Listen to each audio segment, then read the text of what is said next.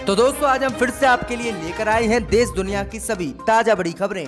फटाफट एक एक कर विस्तार से आज आपको बताएंगे, तो वीडियो को अंत तक जरूर देखें। दोस्तों वीडियो बनाने में हमें काफी मेहनत लगी है, तो वीडियो को दिल से लाइक कर दें। जहां दोस्तों पहली खबर में आपको बताएंगे कि केरल में चुनाव से पहले भाजपा को लगा एक और बड़ा झटका। केरल में मतदान से पहले भाजपा के उम्मीदवार लौटा रहे हैं मोदी अमित शाह को टिकट। जहां दोस्तों बड़ी अपडेट आ रही है, सभी बीजेपी के उम्मीदवार भाजपा को टिकट लौटा रहे हैं। तगड़ा झटका चुनाव में भाजपा को लगा है केरल में। तो वहीं आपको बताएंगे राकेश टिकैत पर हुआ राजस्थान में हमला, तो गुस्सई किसानों ने जाम किया गाजीपुर बॉर्डर। मोदी अमित शाह को दे दी है पूरे दिल्ली को जाम करने की चेतावनी।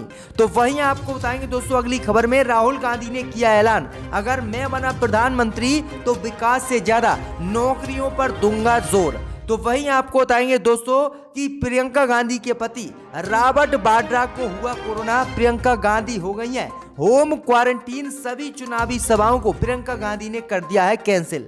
तो वहीं आपको बताएंगे कि फुरफुरा शरीफ के मौलाना अब्बास सिद्दीकी ने किया ऐलान, बंगाल में लागू होना चाहिए नागरिकता संशोधन कानून, लेकिन उसमें कोई ना हो शर्त। तो वहीं आपको बताएंगे दोस्तों कि ईवीएम को लेकर भाजपा सांसद ने ही खोल दी पोल। भाजपा सांसद ने ईवीएम को बताया है होलसेल फ्रॉड। भाजपा की खुल गई है पोल, हो सकती है मोदी अमित शाह को जेल। तो सभी खबरों को आपको बताएंगे, दिल से वीडियो को लाइक कर दें। इसी बीच पर दोस्तों अगली खबर की ओर, तो केरल में चुनाव से पहले भाजपा को बड़ा झटका। वायनाड के आदिवासी युवक ने बीजेपी का टिकट ठुकराया, कहा मुझे है राहुल गांधी पसंद। जी दोस्तों आपको बता दें कि केरल में चुनाव से पहले भाजपा को आज एक और बड़ा झटका लगा है। भाजपा ने वायनाड की विधानसभा सीट से एक उम्मीदवार को अपना कैंडिडेट बनाया था, लेकिन आदिवासी उम्मीदवार ने भाजपा का कैंडिडेट बनने से इनकार कर दिया और भाजपा का टिकट लौटा दिया, और उसने कहा कि मुझे राहुल गांधी पसंद है। दरअसल आपको बता दें कि राजनीति में नेता टिकट का भूखा होता है, लेकिन केरल में भाजपा ने जब 112 प्रत्याशियों की लिस्ट जारी की, तो इसमें से एक व्यक्ति ने टिकट लेने से मना कर दिया है और भाजपा का टिकट वापस कर दिया है। उसका नाम है मणिक नंदन सिंह। मणिक नंदन सिंह 30 साल के हैं, जो राहुल गांधी के संसदीय सीट वायनाड जिले में रहते हैं। वहीं आपको बता दें कि वायनाड जिले की मानिंदवाड़ी विधानसभा सीट एससी में है और यहीं से भाजपा ने इनको टिकट दिया था, लेकिन इन्होंने टिकट लेने के बाद लौटा दिया और कहा कि भाजपा मुझे पसंद नहीं है। उन्होंने कहा है कि भाजपा की मुझे पॉलिटिक्स भी पसंद नहीं आती है, क्योंकि जो भाजपा ही कर रहे हैं उसके जरिए मेरी आदिवासी कम्युनिटी का विकास संभव नहीं है, इसलिए मैं भाजपा का टिकट लौटा रहा हूं। तो ये बड़ी अपडेट आई दोस्तों कि चुनाव से पहले ही भाजपा के टिकट लोग लौटा रहे हैं। इसी बीच तो दोस्तों अगली खबर की ओर, तो राकेश टिकैत पर हुआ हमला, तो किसानों ने गाजीपुर बॉर्डर को किया बंद। मोदी अमित शाह को दी चेतावनी। जी दोस्तों आपको बता दें कि राजस्थान में भारतीय किसान यूनियन के नेता राकेश टिकैत पर हुए हमले के विरोध में देर शाम सैकड़ों किसानों ने चिल्ला गाजीपुर बॉर्डर को जाम कर दिया है और धरने पर बैठ गए हैं। किसानों ने केंद्र की मोदी सरकार के खिलाफ जमकर नारेबाजी की। किसानों के धरने के चलते दिल्ली और नोएडा रोड पर लंबा जाम भी लग गया है। किसानों का कहना है कि राकेश टिकैत पर हमला होना कायरतापूर्ण है। उनकी मांग है कि भारत सरकार राकेश टिकैत को Z+ सुरक्षा दे। उन पर हमला करने वाले हमलावरों को जल्द से जल्द गिरफ्तार किया जाए। वहीं आगे उन्होंने कहा है कि अगर उनकी मांगे जल्द से जल्द नहीं मानी गई तो वह पूरे दिल्ली को जाम कर देंगे। किसानों ने चेतावनी दी है कि अभी तो नोएडा और गाजीपुर और चिल्ला बॉर्डर को ही जाम किया है, धीरे धीरे DND और दिल्ली से जुड़े सभी रोडों को जाम कर दिया जाएगा। वहीं किसानों का कहना है कि अब राकेश टिकैत को मारने की कोशिश की जा रही है। वहीं आगे किसानों ने कहा है कि भाजपा उन पर हमले करवा रही है, इसलिए उन्हें Z+ की सुरक्षा दी जाए। तो ये बड़ी मांग किसानों ने कर दी है। इसी बीच पर दोस्तों अगली खबर की ओर, तो राहुल गांधी बोले, अगर मैं बना प्रधानमंत्री तो विकास से ज्यादा नौकरियों पर दूंगा जोर। जी दोस्तों आपको बता दें कि कांग्रेस के पूर्व अध्यक्ष राहुल गांधी ने ईवीएम को लेकर भाजपा पर निशाना साधते हुए आज देश में ऐलान किया है कि अगर मैं प्रधानमंत्री बनता हूं तो विकास से ज्यादा देश में युवाओं को नौकरी दूंगा।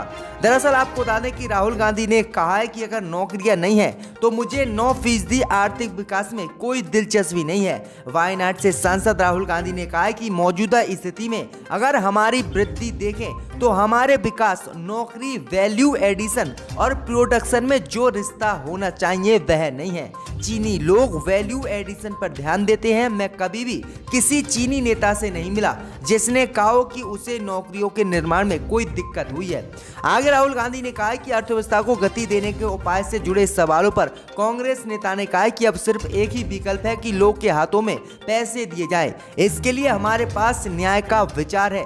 आगे राहुल गांधी ने कहा कि मोदी ने लॉकडाउन लगाकर देश में गरीबी की गति बढ़ा दी, लेकिन अब प्रधानमंत्री मोदी अगर हाथ में गरीबों के पैसा देते हैं तो अर्थव्यवस्था बढ़ेगी। राहुल गांधी ने कहा कि अगर मैं प्रधानमंत्री बनूंगा तो मैं विकास से ज्यादा देश में युवाओं को नौकरियां दूंगा, जिससे देश का विकास होगा, देश आगे बढ़ेगा। तो ये बड़ी अपडेट आई दोस्तों, राहुल गांधी ने ये बड़ा ऐलान आज कर दिया है, जिसके बाद भाजपाइयों के पसीने छूट गए हैं।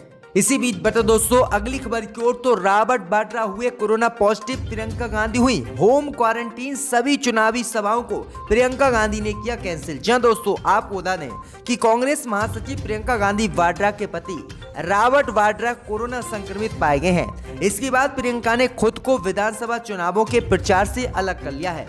हालांकि वह जांच में निगेटिव पाई गई है। इस बाबत एक संक्षिप्त जानकारी देते हुए प्रियंका गांधी ने कहा कि वह डॉक्टरों की सलाह के बाद सेल्फ आइसोलेशन में रहेंगी।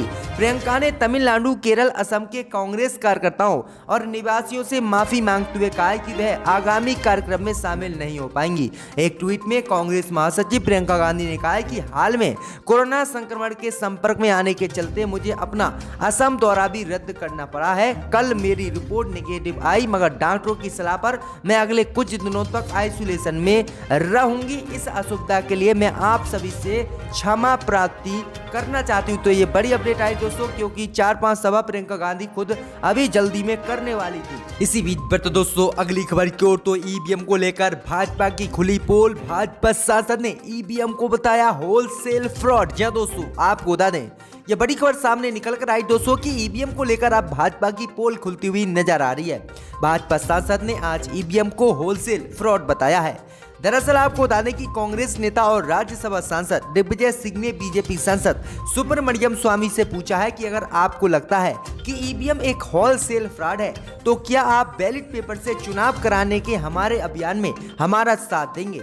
वहीं आपको बता दें कि दरअसल आपको बता दें कि सुब्रमण्यम स्वामी ने एक वीडियो जारी किया था, जिसमें वह जब कह रहे थे कि जब देश में बैलेट सिस्टम हुआ करता था तो हमारे पास सभी दलों के मतदाता हुआ करते थे। इलेक्ट्रॉनिक वोटिंग मशीन एक होलसेल फ्रॉड है।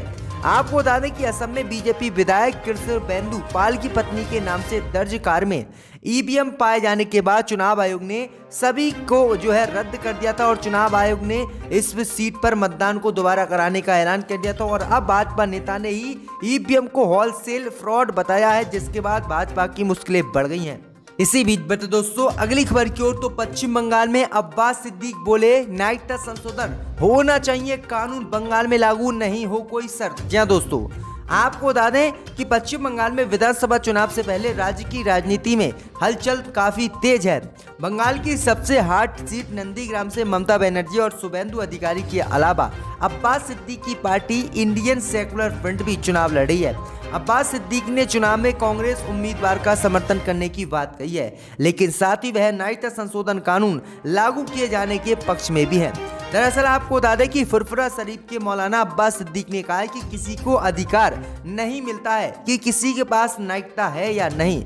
अगर किसी को कागज चाहिए तो उसको खुद लड़ना होता है। आगे उन्होंने कहा कि नागरिकता संशोधन कानून पश्चिम बंगाल सहित पूरे देश में लागू होना चाहिए, लेकिन इसमें कोई शर्त नहीं होनी चाहिए। गरीब आदमी के पास खाना नहीं है, CAA होना चाहिए, लेकिन कोई शर्त नहीं होनी चाहिए। मुस्लिमों से नफरत करने की कोई बात नहीं होनी चाहिए और आप हिंदुओं को दो नागरिकता दो या फिर बाहर निकालो, इस पर भी हमें कोई फर्क नहीं है। तो ये अब्बास सिद्दीक ने पश्चिम बंगाल में बड़ा ऐलान किया है। इसी बीच बैठे दोस्तों अगली खबर की ओर, तो महाराष्ट्र के सीएम उद्धव ठाकरे ने किया ऐलान, नहीं सुधरे हालात तो राज्य में लगेगा फिर से लॉकडाउन। जय दोस्तों, आपको बता दें कि महाराष्ट्र में कोरोना का कहर जारी है। कोरोना के बेकाबू होते हालातों के बीच मुख्यमंत्री उद्धव ठाकरे ने राज्य की जनता को संबोधित किया है।